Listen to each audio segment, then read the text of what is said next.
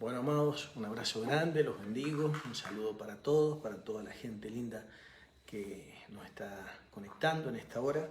Me gustaría saludarlos, bendecirlos, dar gracias a Dios por la vida de ustedes, por este momento, por la compañía, por el hecho de que podamos crecer juntos y desarrollarnos. Así que un abrazo, reciban un abrazo gigante para todos.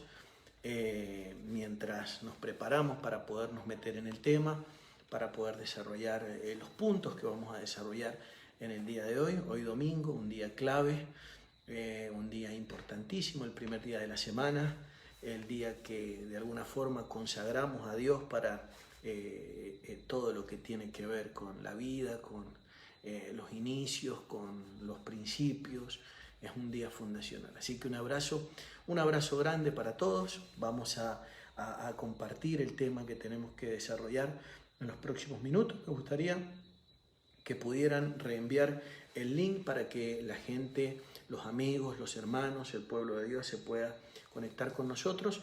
Y me gustaría contarles de que el miércoles estamos de escuela, venimos desarrollando un tema escatológico, comenzamos a hablar de las bestias, descritas por Daniel y por Juan en el libro de Apocalipsis, y hemos seguido hablando de todo lo que era la infraestructura que iba a recepcionar al anticristo, y de ahí estuvimos en el último mensaje hablando del 666 y el número, ¿no? En este caso, o el nombre de la bestia.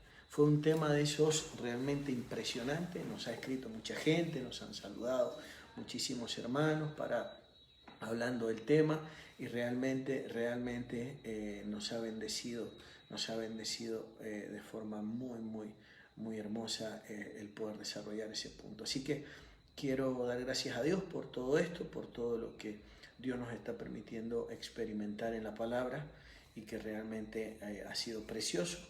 Estamos en un momento muy importante, sobre todo a nivel, como saben, a nivel mundial, con el tema del COVID-19 y toda esta pandemia, ¿no? Que de alguna forma no deja de avanzar, lamentablemente.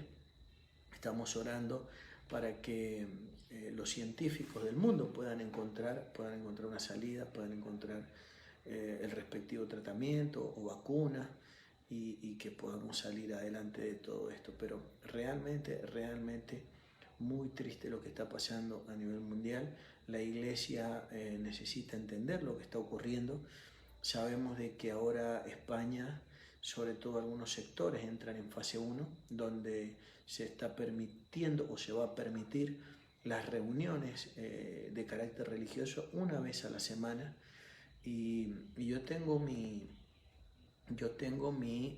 perspectiva al respecto, tengo mi forma de ver las cosas desde una panorámica una panorámica que la vamos a estar compartiendo en los próximos minutos, y me gustaría que pudiéramos ponernos de acuerdo al respecto. Una de las cosas que me gustaría mencionar es que yo veo que hay como una especie de, por supuesto que tenemos una necesidad de compartir con la gente, una necesidad de celebrar nuevamente nuestras reuniones, pero tenemos que en este momento es importante ser realista en algo, y necesitamos entender algo que creo que vamos a chequearlo. Sabemos de que estamos en una especie de problema mundial. Sabemos de que no se ha encontrado la cura para el COVID-19. Entonces la pregunta es, ¿por qué los gobiernos están haciendo una flexibilización de la cuarentena? Bueno, hay una diversidad de causas por las cuales hay que hacer una flexibilización de la cuarentena, para que, hablando de forma criolla, para que no vaya a ser peor el remedio que la enfermedad. O sea, para que no vaya a terminar produciendo efectos colaterales más grandes la cuarentena, ¿sí?, que el propio virus en desarrollo. Entonces, ¿qué es lo que se hace? Los expertos esperan que baje una curva y esa curva, de alguna forma, lo que describe esa curva gráfica en las pantallas de ordenador que usted continuamente ve, es la velocidad con la que el virus se expande, se transmite y que de alguna forma, cuando se transmite a grandes velocidades, como ha estado ocurriendo todo el mes anterior, entonces se terminan colapsando los sistemas sanitarios. Como de ese nivel de contagios muere un porcentaje, está establecido que muere un porcentaje de personas, lamentablemente.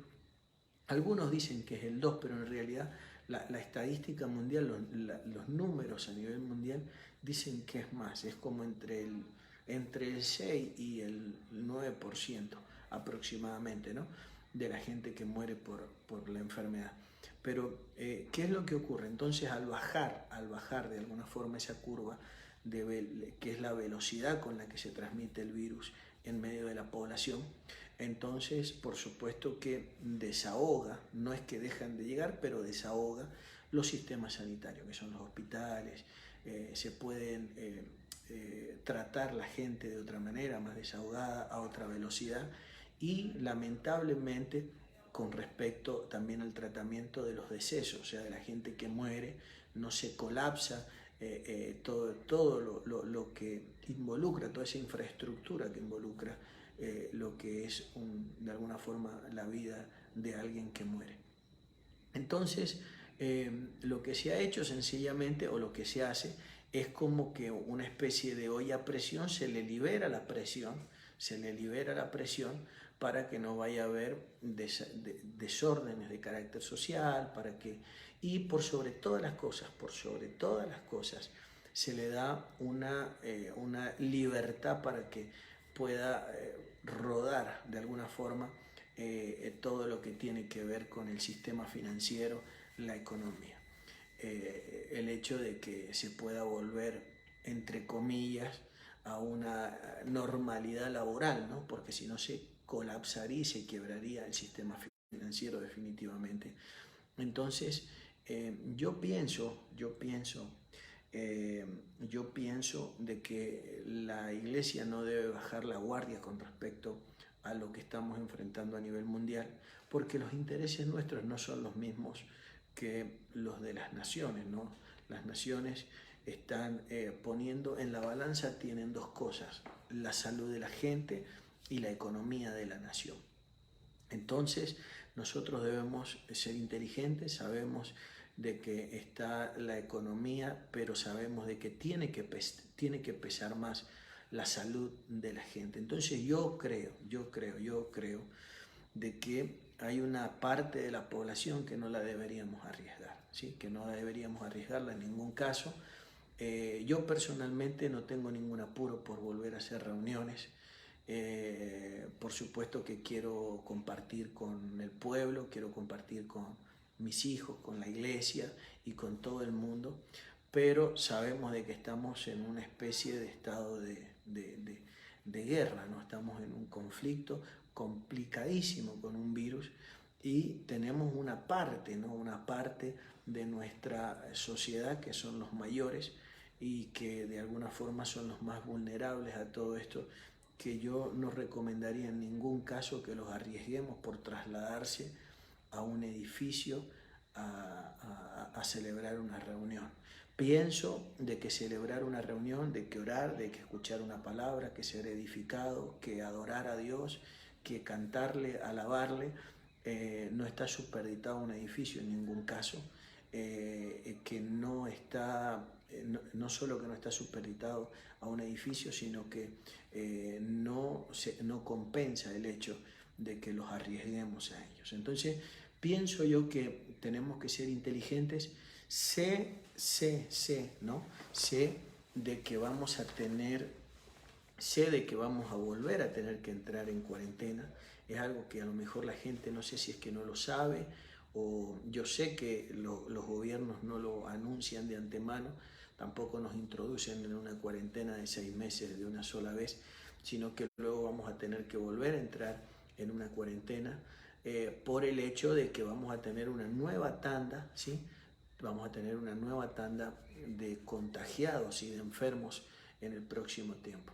Entonces, creo yo que todo eso tenemos que ponerlo sobre la balanza.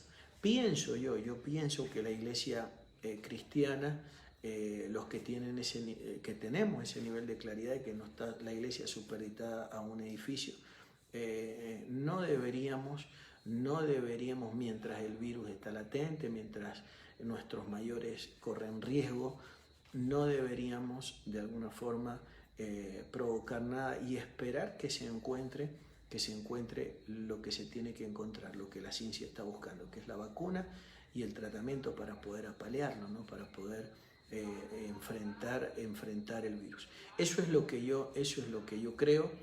No estoy hablando solamente como hombre de Dios, también estoy hablando como hijo, como hermano, como nieto, como padre, como tío, como poder ver. Yo sé que en muchos lugares hay una desesperación por volver, en muchos ámbitos religiosos también hay una desesperación por volver a las reuniones, pero no vayan a creer que es justamente por adorar a Dios, también porque han sufrido un embate de los sistemas financieros, y la gente que tiene que pagar alquileres necesita reunir los dineros y cree de que si no se junta con la gente no los va a reunir. Están los que creen de que no va a haber ofrendas y no va a haber diezmos. Entonces yo pienso de que nosotros podríamos brindarle a los gobiernos de alguna forma, podríamos brindarles una tranquilidad más, a lo mejor aportando un grano de arena y no dando trabajo en esta área, ¿no? Porque va a ser complicado el hecho de que van a tener que controlar nuestros lugares de reunión, los metros, las cantidades de personas, todas las disposiciones para que la gente se pueda reunir. Y yo pienso que no se justifica en ningún caso semejante nivel de riesgo con nuestros mayores, arriesgarlos a semejante cosa, cuando de alguna forma no podemos hacer nada dentro de esas cuatro paredes de nuestros edificios, no podemos hacer nada que no podamos hacer a través de todo este ambiente, ¿no? Podemos seguir siendo edificados, podemos adorar, podemos orar, podemos cantar, podemos juntarnos, podemos interactuar. Necesitamos verlo. Por supuesto que necesitamos priorizar la vida por encima de todo. Ahora se va a ver el liderazgo que prioriza la vida con el liderazgo que tiene intereses secundarios o motivaciones o apetitos extraños, ¿sí? Pienso yo que ahora en este tiempo se va a ver, tenemos que entender de alguna forma que el que nos ha metido en todo esto, nos guste o no nos guste, tenemos que aceptar lo que el que nos ha metido en todo esto no es ni más ni menos que nuestro Dios, el creador, el dueño de todas las cosas. Pienso que las iglesias en el tiempo, si no tomamos los recaudos que tenemos que tomar, van a ser epicentro de muchísimo ir y venir y contagios y todo lo demás. Y yo pienso, por supuesto que esto representa un grano de arena respecto a la situación mundial, pero pienso yo que nosotros tenemos, como gente entendida, tenemos que ponernos de alguna forma las manos en la mancera del arado, reconocer lo que está ocurriendo a nivel mundial y poder decir, ok, nosotros no tenemos problema, porque nosotros tenemos una economía paralela, tenemos una provisión del cielo, Dios es el que guarda a la iglesia, el que la provee, el que la sostiene a la iglesia, y la iglesia no se va a quebrar porque no tenga reuniones. Y si se quiebra por no tener reuniones, no era la iglesia. Entonces necesitamos pasar por todo esto. Yo sé que lo que yo estoy diciendo no va a llegar muy lejos, porque yo sé que pueden más los intereses, que es lo que está pasando en el mundo. O sea, en el sistema económico mundial está pasando eso, por eso vemos los presidentes de las dos grandes potencias económicas americanas, como son Estados Unidos, Brasil, México, vemos de que hay una desesperación por poner la maquinaria económica en función posible, y vemos de que la prioridad de alguna forma no es la gente. Yo pienso de que hay que tomar medidas serias en otra dimensión para poder contrarrestar esto, o mientras le damos tiempo a los científicos de que puedan encontrar la solución a todo esto. Pero yo creo que lo que no se tome ahora se va a tener que tomar en el futuro. Anótenlo, anótenlo. Quiera Dios que yo esté equivocado, y si estoy equivocado no se me va a caer la Biblia ni el anillo por decir me equivoqué. Pero yo creo que luego vamos a tener que entrar en cuarentena muchísimo más estrictas si de alguna forma esto no es que sigue creciendo, ¿sí? O sea, no es que esto explote en crecimiento, sino que esto crezca al mismo ritmo que viene creciendo. Estamos pisando prácticamente los 5 millones de afectados por la enfermedad y los hemos alcanzado en estos 5 meses. Si esto continúa al mismo ritmo de contagio nosotros, en los próximos 10 meses, que es un crecimiento exponencial del 100%, a fin de año vamos a tener 50 millones de enfermos en el mundo. Entonces necesitamos entender eso. ¿Qué vamos a esperar? O sea, nosotros, estoy hablando de nosotros, la iglesia, ahora se va a ver la inteligencia de la iglesia. El mundo o los gobiernos mundiales están de alguna forma contra la pared, no pueden tomar otra decisión porque se cae de alguna forma el sistema económico.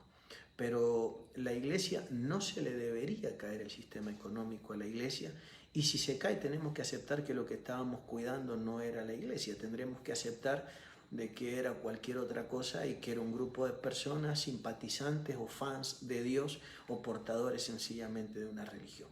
Yo creo que la iglesia asume que estamos en un tiempo antes de una pretribulación, que estamos atravesando un momento muy complicado. La gente tiene que seguir apoyando sus ministerios, sus respectivos ministerios, los que han sido siempre de compromiso y demás, y de alguna forma poder llevar adelante o con una seriedad como verdaderamente esto lo demanda, ¿no? Porque esto no es una broma, no es una broma. Hay gente que a lo mejor hoy día no entiende mis palabras, pero habría que preguntárselo a la gente que el COVID-19 le ha llevado a algún miembro de la familia o los ha golpeado de cerca, ¿sí? Yo sé que hay gente creyendo determinados tipos de cosas, que no existe, que no es una cuestión real, de que es un invento gubernamental, pero en realidad es una crisis y una prueba mundial y colectiva, y tenemos que entenderlo, tenemos que aceptarlo de esa manera. Pienso de que por supuesto tenemos que priorizar, si lo podemos, si lo podemos aguantar desde la cuarentena, y si hay que salir, como es en el caso de ministerios como los nuestros, que tenemos que movernos por determinadas fuerzas mayores, que sean la gente muy joven, que de alguna forma tenemos hoy por hoy, desde el aspecto científico, tenemos el concepto de que no corremos el mismo nivel de riesgo que los mayores. A mí personalmente pienso de que no es en ningún caso inteligente sacrificar o descuidar o exponer a los mayores, ¿no? A mis padres, a los abuelos, a los hermanos mayores de la iglesia, para que sencillamente vayan a un auditorio a escucharme a mí y a aplaudirme. No creo que eso sea en ningún caso inteligente. Yo, por supuesto que soy sencillamente un hombre de Dios, y lo que estoy haciendo es compartiendo mi pensamiento. A veces el mundo evangélico vive dentro de un ámbito de mucho misticismo, ¿no? Donde incluso escuchamos hasta frases desafiantes: nosotros vamos a ir porque todo lo podemos en Cristo que nos fortalece, porque estamos guardados, protegidos. Hemos visto partir pastores, hemos visto morir hombres de Dios, hemos visto morir santos que eran parte de la iglesia, he visto yo personalmente afectado a mucha gente del reino, gente importante. A lo mejor ustedes no sé si lo saben o no, pero creo sinceramente que no es una broma y que necesitamos concientizarnos al respecto. Así que yo los animo a que le creamos a Dios, a que los que creemos verdaderamente en lo que Dios está haciendo, podamos esperar pacientemente, esperar el momento, escondidos en el hueco de la roca hasta que pase la ira de Dios sobre la tierra, hasta que encuentren lo que tienen que encontrar, por lo menos nuestros mayores, he dicho, por lo menos nuestros mayores, que no se nos vayan a ir por una enfermedad de este tipo y menos por una negligencia, o menos por una cuestión de carácter netamente económico, ¿no? De que tengo que hacer reuniones para poder juntar una ofrenda o para poder vivir el pastor y que luego termine de alguna forma cobrando o aportando a la proliferación de este virus.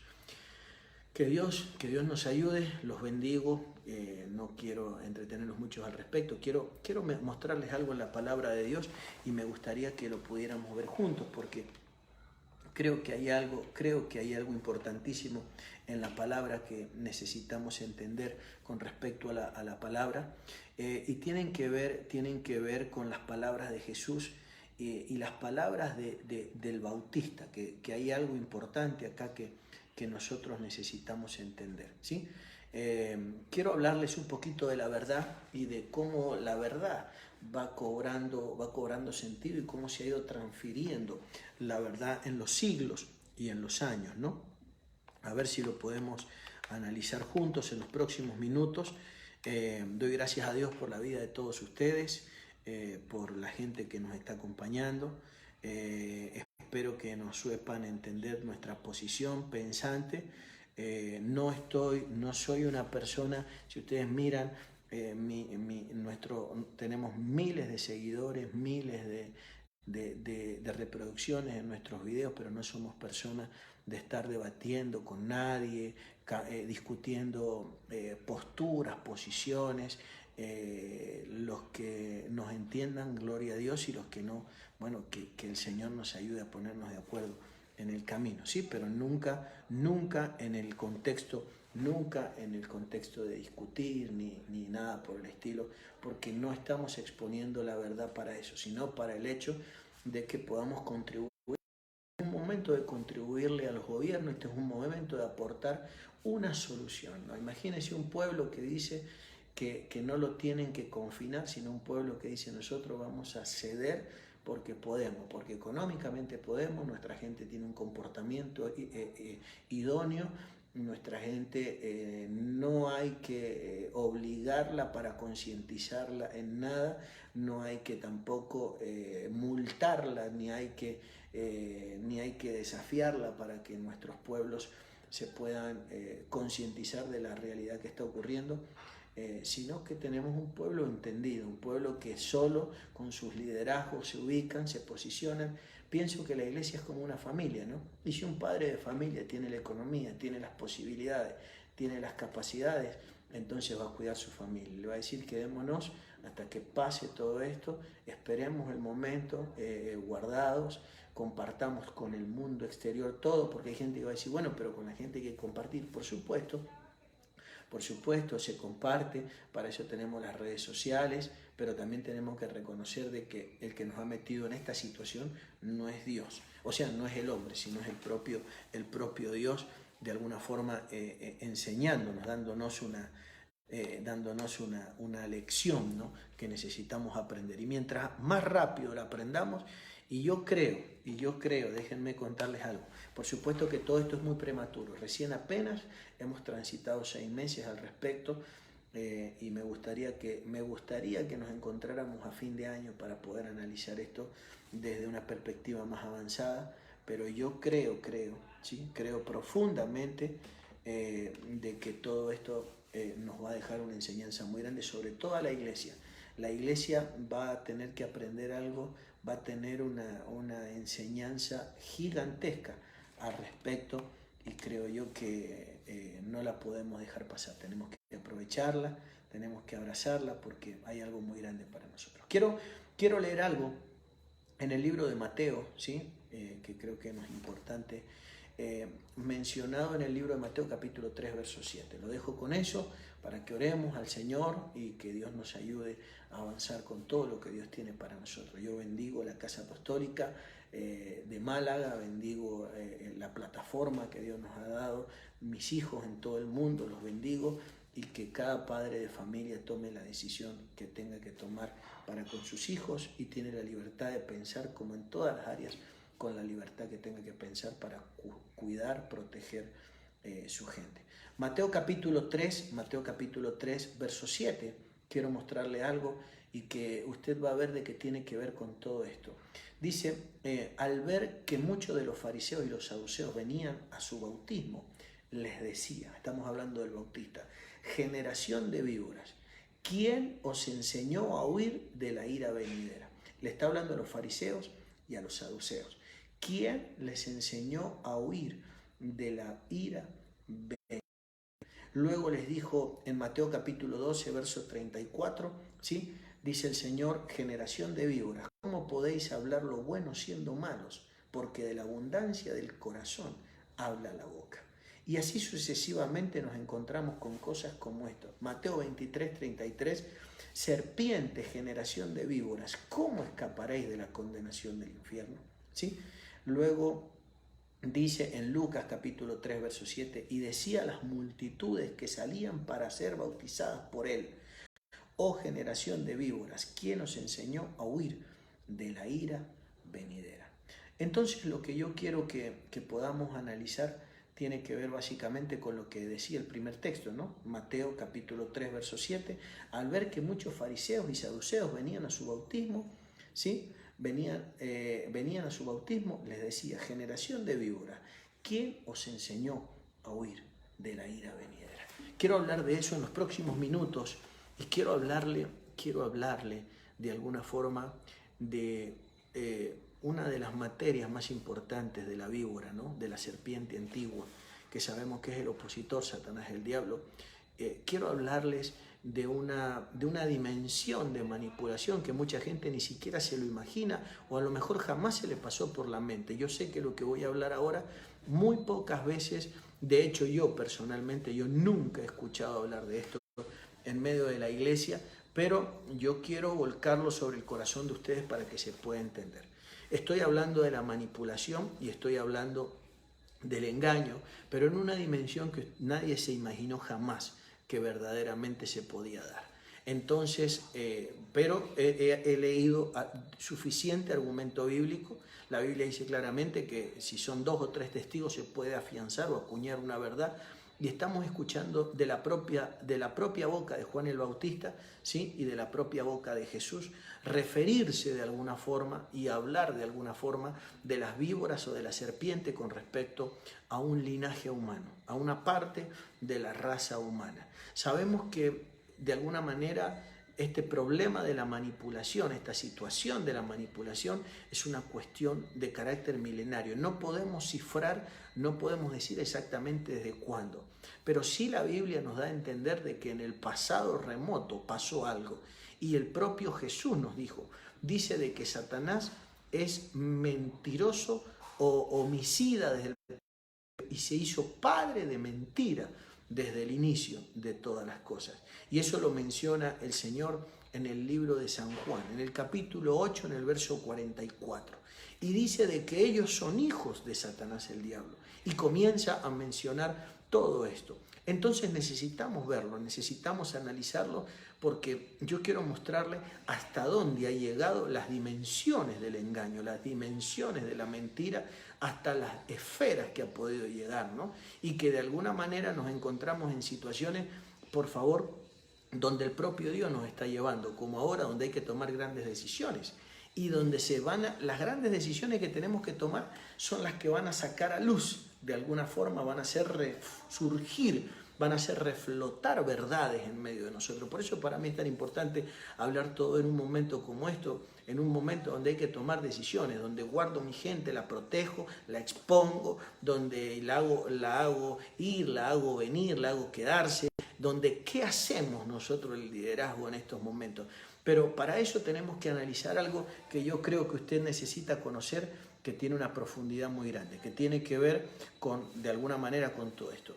Y quiero explicarles quiénes eran a quienes el Bautista, ¿no?, a los fariseos de la época, quiénes eran verdaderamente estos individuos, ¿no?, a quienes los tratan de generación de víboras, y les dice, ¿quién les enseñó a huir de la ira venidera? Entonces quiero que nos remontemos al pasado, ¿no?, al pasado para poder entender esto, Antiguo Testamento, y vamos a entender de alguna forma quiénes eran los escribas y los fariseos con los que de alguna forma Juan el Bautista se tuvo que enfrentar en la tierra y nuestro Señor Jesucristo.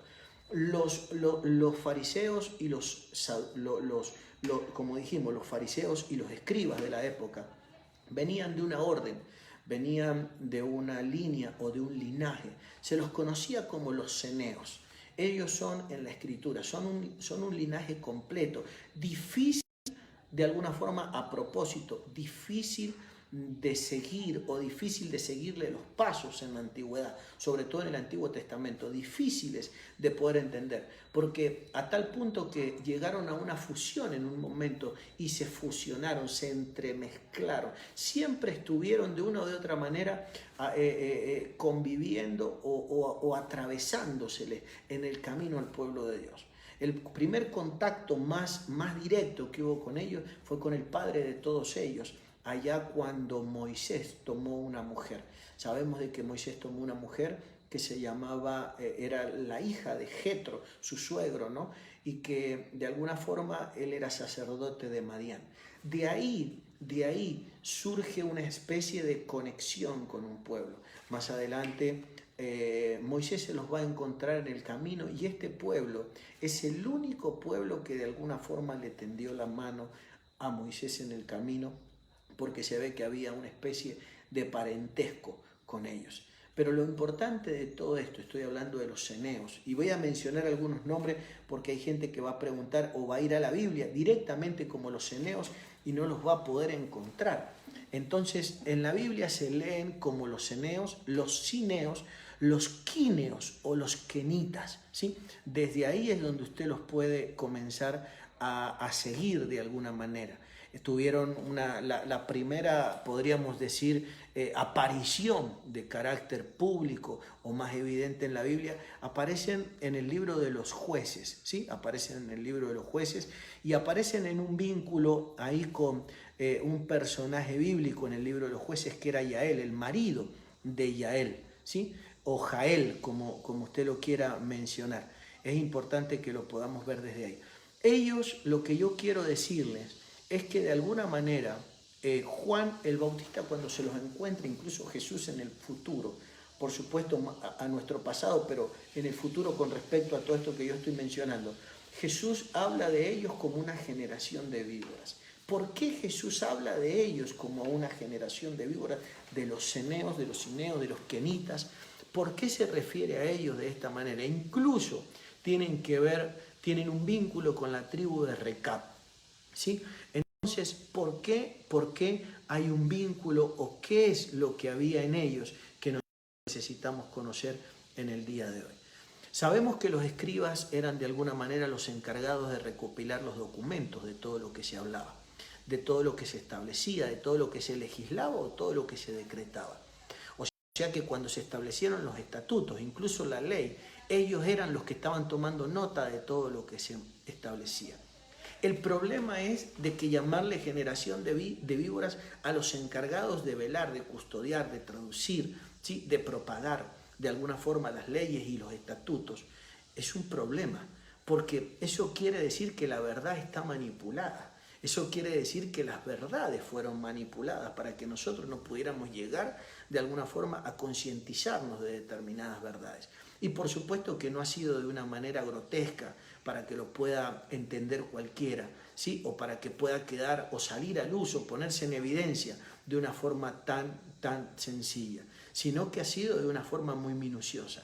La Biblia dice claramente generación de víboras. O sea que es un trabajo con mucha suspicacia, con mucha astucia, ¿no?, con mucha destreza humana para poder alterar puntos específicos de la verdad que tienen que ver con hechos, con relatos, con momentos y con principios que de alguna forma están en la palabra de Dios. Pero les voy a leer un texto para que lo podamos ver juntos nosotros, ¿sí?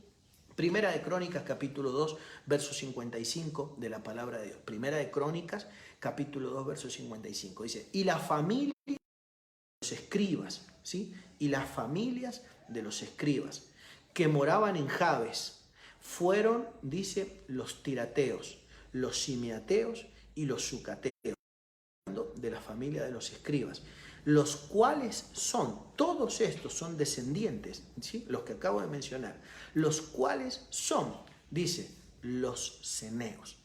Estoy leyendo Primera de Crónicas, capítulo 2, verso 55, para que lo podamos entender.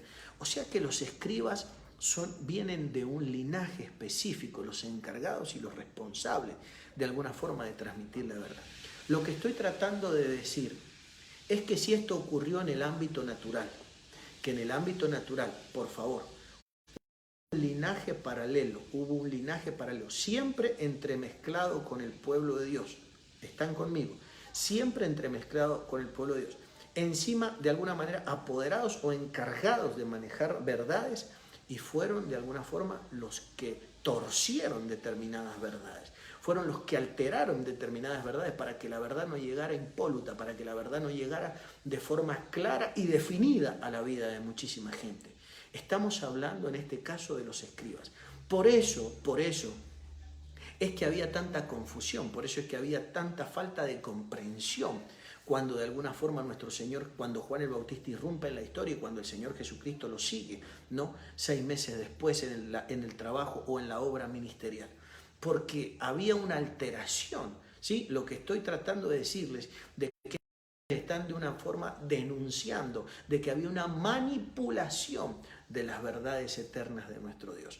Ahora, si eso ocurre de manera paralela, eso existe de manera espiritual, porque las cosas primero son espirituales para luego materializarse. Entonces los escribas hoy día, ¿quiénes son los escribas? Por supuesto que hoy no hay una raza paralela, ni un linaje paralelo encargado de manejar la Biblia ni las Escrituras, pero sí, de alguna forma, por favor, tiene que haber en el mundo espiritual un linaje paralelo que también manejan la palabra, pero hay altísimos niveles de manipulación en todo lo que de alguna forma trabajan, tocan, mueven, predican, enseñan, y todo eso tiene un fin. Sabemos que no es consciente, sabemos que nadie lo hace a propósito, pero es probable que el enemigo es seguro de que el enemigo viene haciendo un trabajo. No vaya a pensar de que el enemigo lo iba a dejar a usted, de que usted alcanzara los niveles de verdad de manera tan sencilla, de que usted pudiera alcanzar las dimensiones de verdad de manera tan sencilla. Tiene que haber una oposición, tiene que haber un manejo, tiene que haber una forma de operación del enemigo, y es lo que nosotros queremos ver en los próximos minutos. Miren lo que dice el libro de Jueces, capítulo 1, verso 16. Y los descendientes del Ceneo, ¿sí?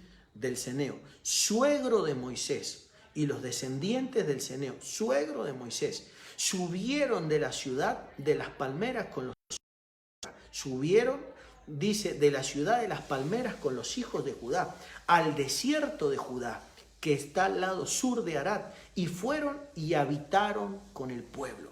O sea que se produjo una fusión con la tribu de Judá. Y ahora piense por un momento, por favor, para que lo pueda entender. Tiene que ver con la alianza que Moisés hizo.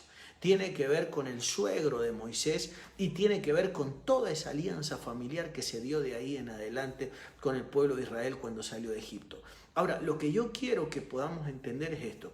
Fíjense en el momento clave de la historia que los ceneos, por favor, aparecen en todo esto. El pueblo de Israel en medio de plena salida de la cautividad. 400 años de cautividad. Después de 400 años de cautividad, el pueblo de Israel termina alineándose, termina de alguna forma abrazando el linaje de quienes llegarían a ser luego los escribas. ¿No le llama esto la atención? Esto tiene que ver de alguna manera, escuchen esto tiene que ver de alguna manera incluso con la gente que acepta la fe, que toma la decisión de seguir al Señor, que acepta al Señor Jesucristo como Señor y Salvador. ¿Qué es lo que abraza inmediatamente después de la libertad? Claro, porque hay tanto anhelo, tanta necesidad, hay tantas ganas que terminamos abrazando lo primero, por favor, que se nos cruza por delante. Normalmente, mi experiencia me dice, esto es al margen de todo este argumento, por favor, de tanto peso que es la Biblia, esto es solamente una opinión de hombre, de un mortal, por su servidor. Me dice mi experiencia de que la gente cuando entra a un nivel de revelación nuevo, por causa de esa dimensión de revelación va a abrazar lo que tenga que abrazar, o sea, rápidamente. Y ahí es donde se producen los mayores niveles de manipulación, porque ahí es donde se produce de alguna manera, por favor, no sé, tantas dimensiones de manipulación en la vida de la gente. Yo he escuchado tantas cosas, por ejemplo, la gente tiende a decir cosas como esta, por ejemplo, yo quiero lo que usted tiene. ¿Sí? En la antigüedad antiguamente se creía que por ponerle las manos a alguien se le transfería lo que uno tenía, definitivamente. Luego eso alcanzó una dimensión de complejidad donde se enseñó de que no era tan mágico, de que había que relacionarse, de que había que compartir, pero se lo llevó al otro extremo, entonces a una dimensión de manipulación, y ahí aparecen nuevamente los escribas. Que los escribas, de una manera, se los estoy describiendo ya, de alguna manera, los escribas estos que menciona la Biblia, por favor, que tienen un linaje incorrecto en sus genes, lo que hacen es que operan con la verdad, por favor, en una dimensión para intentar manipular la mente humana. Entonces rápidamente se produce el hecho de que la gente quiere eso. Entonces, como quiere eso, yo he escuchado gente manipular la mente humana hasta estos niveles. Si quieres lo que yo tengo, tienes que estar conmigo, te tienes que congregar conmigo, yo tengo que ser tu pastor, o yo tengo que ser tu apóstol, o yo tengo que ser como le llamen hoy en día. Entonces nos encontramos con esas dimensiones de manipulación. Eso quiere decir que el gen de la víbora, el gen de los escribas, sigue operativo, por favor, en medio de este tiempo. No sé si ustedes recuerdan a Jesús hablando con un escriba. La Biblia, el intérprete de la ley, lo dice Reina Valera 1960, y que comenzaron, fíjese el nivel de interpretación, le dijo Jesús, ¿cómo lees? Y él dijo, bueno, lo que yo leo es que amarás al Señor con toda tu mente, con todo tu corazón, con toda tu alma, con toda tu fuerza y a tu prójimo como a ti mismo. Fíjese el nivel de revelación de Jesús. Agregó o de alguna forma conectó con algo, conectó el amor a Dios con el amor al prójimo, algo que ni Jesús.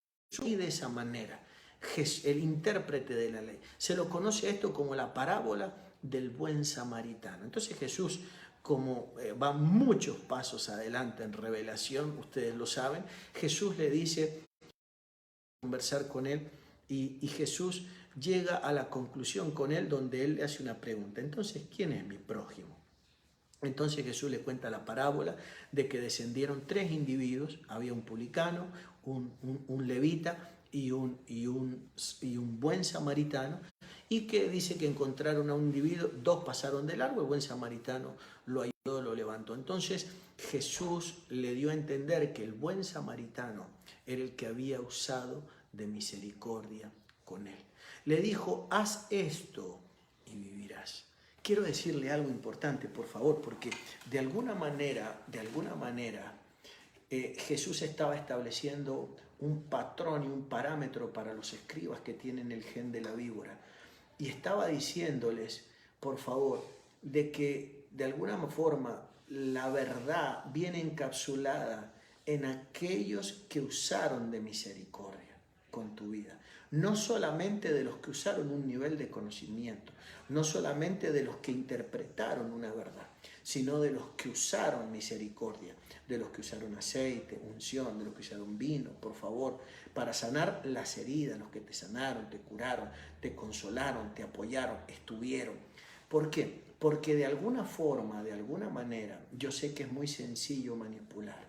Yo sé, esa es la onda o la dimensión que vive el mundo o nuestra sociedad. Pero otra cosa es y dimensionar seres humanos. otra cosa es devolverle la posición a la gente, otra cosa es ponerlos en la cabalgadura, otra cosa es poner como puso el buen samaritano al mesonero, que dice que puso una fianza por él. Eso es otra cosa, poner una fianza, empeñar una palabra. Déjenme explicarles esto. Poca gente en mi recorrido yo he visto poca gente dar la cara por mí, a pesar de ser una persona que ha andado por el mundo, que ha predicado en miles de lugares. Pocas personas han empeñado una palabra. Eso no es algo sencillo de hacer. Luego están los que se quieren sacar una foto contigo, los que quieren compartir un momento, los que quieren aparecer de alguna forma a tu lado, pero que empeñen de alguna manera la palabra como hizo el buen samaritano. Por favor, eso no es algo común. Entonces vemos nosotros de que Jesús nos viene hablando, por favor, nos viene poniendo en evidencia de que hay dos linajes de carácter ministerial, ¿sí? Y que tienen que ver, uno tiene que ver sencillamente con el manejo y la destreza de la verdad. Y podríamos mencionar un montón de casos, pero vengan conmigo para que puedan ver esto que a mí verdaderamente me impactó. Miren lo que dice el libro de Jeremías capítulo 8, verso 8. Jeremías 8, 8. Dice, ¿cómo decís? ¿Sí? Nosotros somos sabios y la ley de Jehová está en nosotros. Ciertamente la ha cambiado en mentira la pluma mentirosa de los escribas. Fíjese la hazaña de los escribas, ¿no? La hazaña de los escribas, por favor, de alguna manera habían cambiado esto, habían hecho una operación en todo esto y que tiene que ver con que la pluma mentirosa de ellos había traído alteraciones en la palabra de Dios. Ahora, déjenme contarles algo que vamos a analizar esa expresión, ¿no? Que tiene que ver, por favor, con la pluma. Pero antes vamos a analizar algo. Fíjense lo que dice el libro de Apocalipsis. Yo no sé si ustedes lo habían visto, pero hace unos años atrás me tocó hablar del libro de Apocalipsis y revelar las 7 iglesias apocalípticas, que pronto vamos a estar hablando de ellas. Hablar de las 7 iglesias de Apocalipsis. Entonces explicaba yo que para poder entender las 7 iglesias apocalípticas, que de alguna forma están las 7 cronológicamente o simultáneamente en la tierra, necesitábamos entender a las mujeres de la Biblia. Y necesitábamos entender, por favor, si la iglesia es esposa de Jesús, necesitábamos entender entonces a un hombre que hubiera tenido 7 esposas. ¿Sí? 7 esposas. Sabemos de que es el rey David. El rey David que figura de nuestro Señor Jesucristo. O sea que para entender las 7 iglesias de Apocalipsis tenemos que entender las 7 esposas del rey David. Entonces, hablando de esto, por favor, en aquel entonces yo mencioné en el libro de Apocalipsis capítulo 2, verso 9, por favor. Y fíjense lo que dice esto. Dice, yo conozco tus obras, tu tribulación, tu pobreza, pero tú, dice, eres rico. Y la blasfemia, es lo que dice, y la blasfemia de los que dicen ser judíos y no lo son. Alguien que se entremezcló con ellos. Está entre nosotros, pero no son verdaderamente de nosotros. Y dice, y la blasfemia de los que dicen ser judíos y no lo son, sino que son otra cosa. Son una sinagoga paralela. Dice, son sinagoga de Satanás. Está hablando de los eneos. Está hablando, por favor, de ese pueblo. Está hablando de ese linaje. Está hablando de esa estirpe que de alguna manera están, pero llevan, por favor, un evangelio de carácter paralelo. Déjeme que lo describa. El apóstol Pablo habla de que los hombres están escritos, por favor, sobre sus corazones. Él dice, y voy a pedirle ahí a los muchachos que lo puedan poner, y él pregunta, ¿ustedes necesitan o otra vez necesitamos de recomendaciones humanas? Y él comienza a explicar, creo que es la Nueva Traducción Viviente, de que ellos están de alguna forma escritos sobre sus corazones con puño y letra apostólico.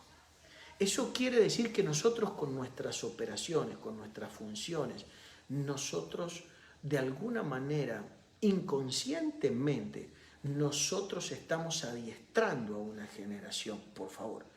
Lamentablemente, déjenme que yo les cuente algo, por favor. Quien le habla, como la mayoría de los que me están escuchando, tenemos una experiencia en el Evangelio. Y tenemos una experiencia, la verdad, que estamos en el Evangelio por esta causa extraordinaria, bella, irreemplazable de la vida de nuestro Señor Jesucristo. Pero no por las experiencias con la gente. Porque si fuera por las experiencias con la gente, ni usted ni yo seguramente estaríamos en esto.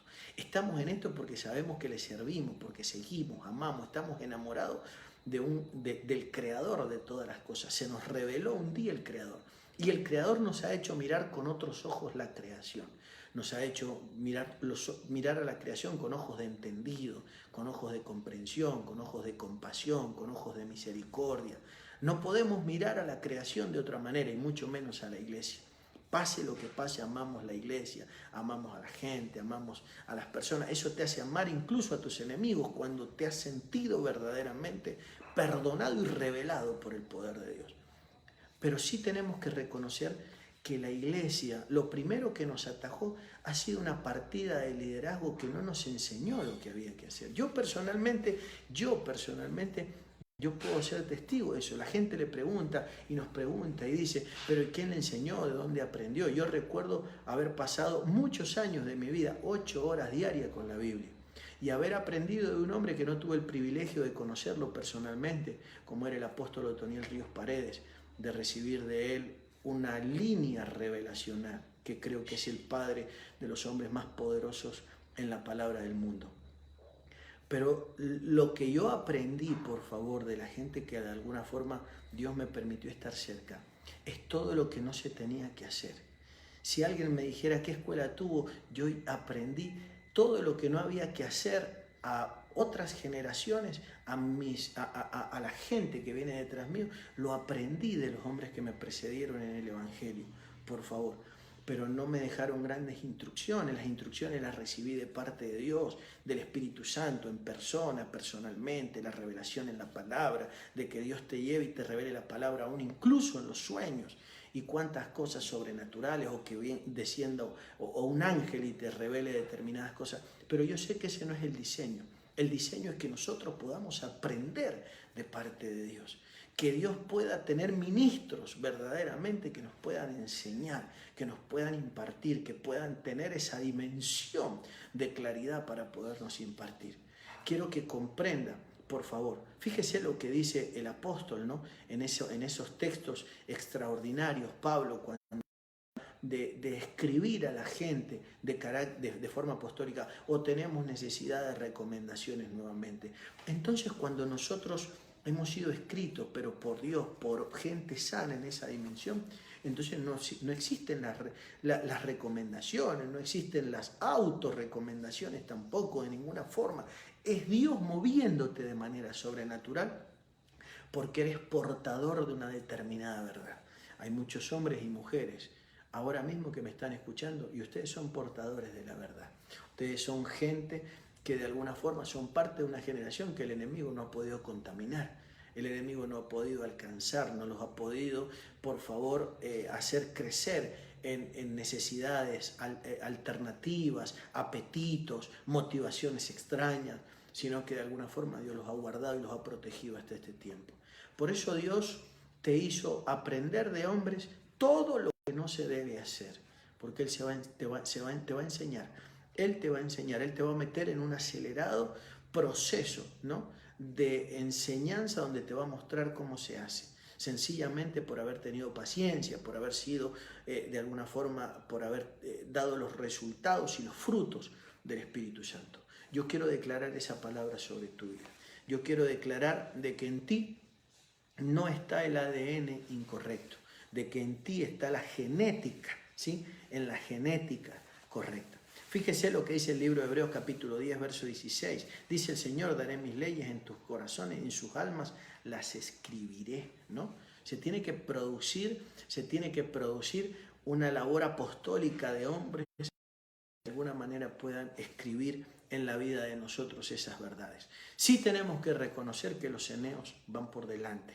Tenemos que reconocer, lo ha pasado siempre, Jesús no se había manifestado. Jesús no se había manifestado y los eneos ya estaban presentes, los escribas y los fariseos cuando Juan el Bautista comenzaba su ministerio. Los eneos siempre han ido por delante con una manipulación de alguna manera de la verdad. Yo quiero hacer una oración y quiero declarar una generación de hombres poderosísimos en la palabra, pero no solo poderosos, no solo van a ser poderosos en las Escrituras, porque en la Biblia vemos nosotros que de los ceneos, por favor, no hay descendencia. Por una de las características de estos individuos es que no tienen hijos, es que no hay una descendencia de carácter espiritual, no hay un linaje, por favor. Y cuando hablo de un linaje no estoy hablando de gente que vino a bautizarse con nosotros, sino gente que ha sido engendrada por el rema verdadero, por la verdad revelacional que opera en nosotros de manera sobrenatural. Yo quiero orar por eso, porque eso está sobre tus lomos, porque Dios ha podido guardar tu corazón, tu mente, por favor, y todo lo que opera en tu vida. Hay gente que volverse atrás de todo eso es muy complicado. Va a ser muy difícil volverse atrás. ¿Por qué? Porque tendría que deshacer algo, tendría que devolver cosas, tendría que llevar adelante toda una maquinaria muy complicada, por favor. Muchos religiosos que no llegaron a donde están porque hayan ganado personas, porque hayan manejado finanzas del cielo, sino que llegaron usurpando lugares, llegaron por votos, por posiciones políticas. Algunos llegaron hasta estafando a sus predecesores en el Evangelio. ¿Y cómo volverían a recuperar esa esencia y esa pureza? Tendrían que devolver todo lo que administran. Tendrían que devolver hasta los lugares donde reúnen a la gente, porque de esos lugares ellos no compraron ni un solo ladrillo. Imagínense cómo lo harían. Y no se puede. Hay gente que prefiere morir con eso, por favor, que volverse atrás y hacerse cargo y de alguna manera retomar el camino. Pero usted está a tiempo absolutamente de todo, usted está guardado, a usted el poder y la riqueza no lo ha alcanzado ni lo ha contaminado en ningún caso. Todo eso va a venir, Dios te lo va a poner en las manos, Dios lo va a traer a tu vida, pero necesitamos entender de que sobre la tierra y dentro del mundo religioso hay dos corrientes. Juan el Bautista se enfrentó a ellas al inicio de su ministerio y el propio Jesús se encontró con ellos.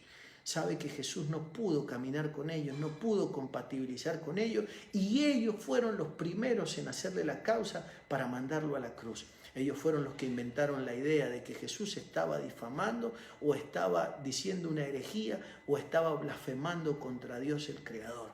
Necesitamos levantar una generación de hombres, por favor, sanos, con un corazón que manejen la verdad, porque la verdad hay que darla a conocer en diferentes dimensiones, no dentro de cuatro paredes, sino que la verdad hay que exponerla en las casas de gobierno, hay que ponerla en las televisiones públicas, hay que exponerlas en la internet y nos tiene que oír la sociedad, no nuestro círculo o nuestro microcírculo religioso.